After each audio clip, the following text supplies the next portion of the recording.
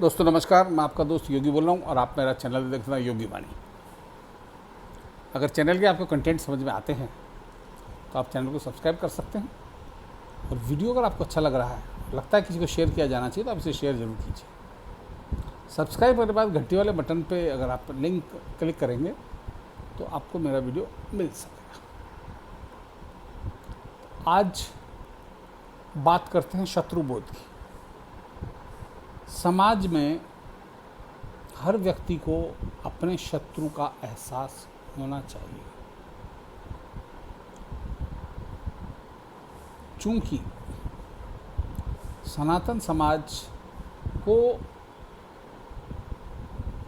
1200 सालों से लगातार सताया जा रहा है, गुलाम बना के रखा जा रहा, मानसिक गुलाम।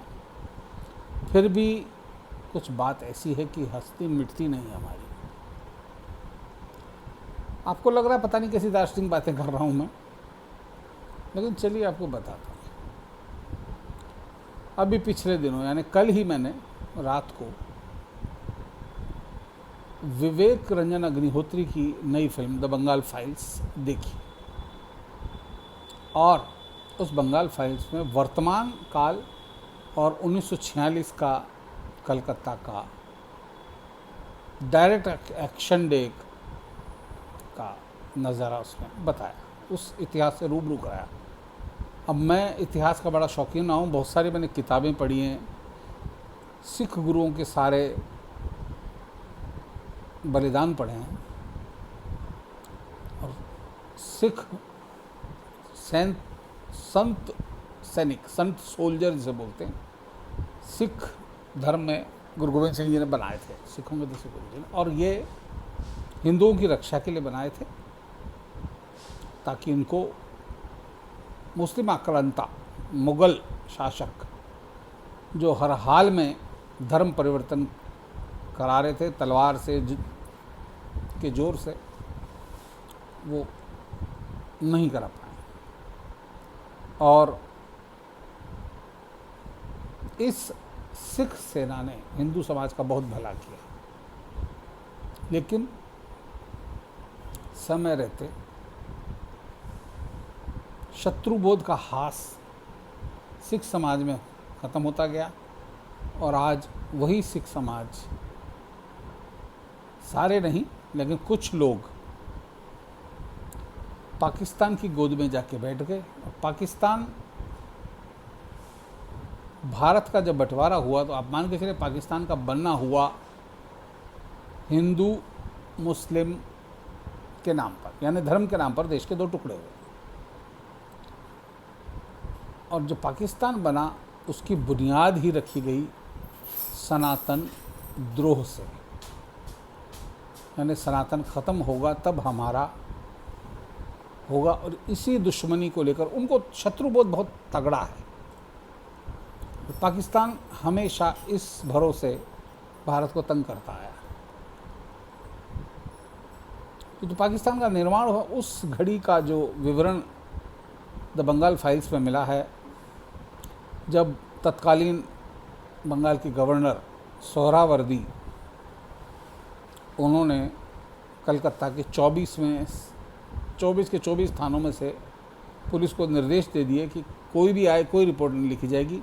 और सब थानों के थानेदार, 24 में से 22 के थानेदार मुस्लिम बना दिए गए और 2 के एंग्लो इंडियन, यानी कोई हिंदू थानेदार वहाँ नहीं रहेगा। और रमज़ान के दिन, रमज़ान के महीने के किसी दिन डायरेक्ट एक्शन डे का आह्वान किया, जिहाद का आह्वान किया। और उस जिहाद के लिए बांग्लादेश, जो उस समय बंगाली था, मतलब किराए के गुंडे मंगाए गए और उन किराए के गुंडों ने 2 दिन तक 16 और 17 तारीख को कलकत्ता में भयानक कत्लेआम किया। उस ज़माने का इतिहास अखबारों में आप देखोगे, पुराने अखबारों की कटिंगें आपको मिल जाएंगी तो आपको पता चल जाएगा। मतलब 20,000 लोग मारे जाने की पुष्टि तो समाचार पत्र करते हैं लेकिन कहा जाता है कि लाखों लोग मारे गए थे। और उन दृश्यों का जो फिल्मांकन विवेक अग्निहोत्री ने फिल्म में किया है, मान के चलिए मैंने उस दिन रात का शो देखा था। जो फिल्म का शो चालू हुआ था रात को 11 सवा 11 बजे। फिल्म की अवधि तकरीबन 3 घंटा, 3.5 घंटे की फिल्म थी। मेरे को लगा था मैं अमूमन 10 साढ़े 10 बजे 11 बजे तक हद मार के सो जाता हूँ। मेरे को लगा था मैं सो जाऊँगा फिल्म में, लेकिन फिल्म के दृश्यों ने दिमाग पर इतना ज़बरदस्त प्रभाव डाला कि नींद नहीं आई। रात को 3 बजे फिल्म का शो ख़त्म हुआ तो मेरे को लगा मैं इतिहास को रूबरू देख के आ रहा हूँ। और इतना विभत्स इतिहास, इससे तय होता कि हिंदू समाज, सनातन समाज को शत्रुबोध है ही नहीं। आज भी मेरे परिवार में, अपनी बात कर रहा हूँ, मेरे से दूसरी पीढ़ी, नीचे वाली पीढ़ी, वो लोग अभी भी मानते हैं कि नरेंद्र मोदी जब से देश में आए हैं तब से देश में हिंदू मुस्लिम ज़्यादा होने लगा है। लेकिन कभी आप इनमें से कोई सोचेगा, अगर कोई वीडियो देख रहा हो तो बताए, कोई सोचेगा कि पहले क्या होता था? पहले हर जुमे को, हर रामनवमी को जुलूसों पे पत्थर फेंके जाते थे, लोग मारे जाते थे। मारे कौन जाते थे? सिर्फ हिंदू। नरेंद्र मोदी के आए बाद ये हिंदू समाज अब खड़ा होने लगा है, यानी इन सवालों का जवाब मांगने लगा है। और ये भी सोच के देखिए, उसके बाद इन जवाबों के चक्कर में अब उन दंगों की संख्या बहुत कम हो गई है। थोड़ा शत्रुबोध होना चाहिए आप लोगों को भी। यदि आपको नहीं है तो आपको इस फिल्म को अवश्य देखना चाहिए। हम हमारे इतिहास की जानकारी लेकर ही एक अच्छे भविष्य का निर्माण कर सकते हैं। वर्तमान तो जो है सो है। इन दिनों मैंने एक पुस्तक भी पूरी की है, सीताराम गोयल जी की पुस्तक है, हिंदू समाज संकटों के घेरे में। और जो 3 संकट उन्होंने गिन के बताए हैं, पहला संकट इस्लामवाद। इस्लामवाद ने हमारे देश का बहुत नुकसान किया है।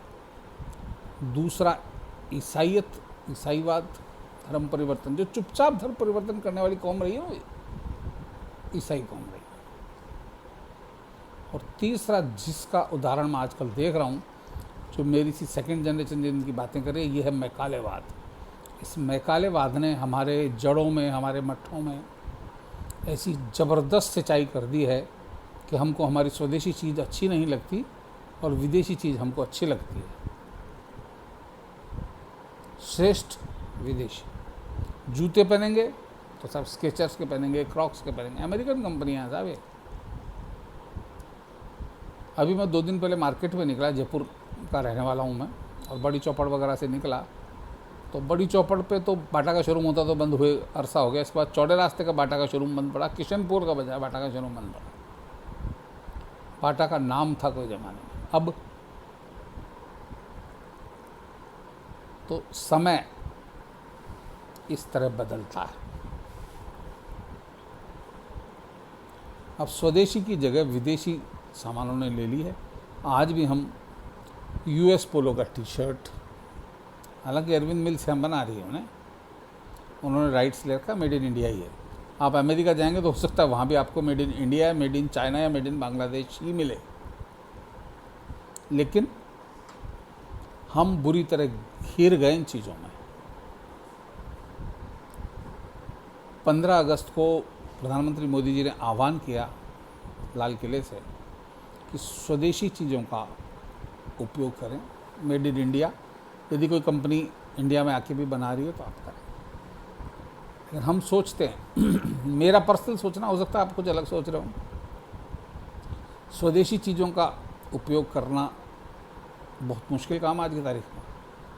आप हिंदुस्तान यूनिलीवर लिमिटेड के प्रोडक्ट लेंगे जिनको बरसों हो गए भारत में रहते और भारत में बना रहे हो भांति भांति के प्रोडक्ट, एफएमसीजी के बादशाह हैं वो, भारत में ही बना रहे हैं। लेकिन इसकी कमाई कहाँ जा रही है? विदेश में। आज बच्चे कोल्ड ड्रिंक के नाम पे कोक और पेप्सी, थोड़ा सा खर्चा, बहुत मुनाफा, कहाँ जा रहा है? अमेरिका। इस अमेरिका ने भारत पे आर्थिक प्रतिबंध लगा दिए हैं।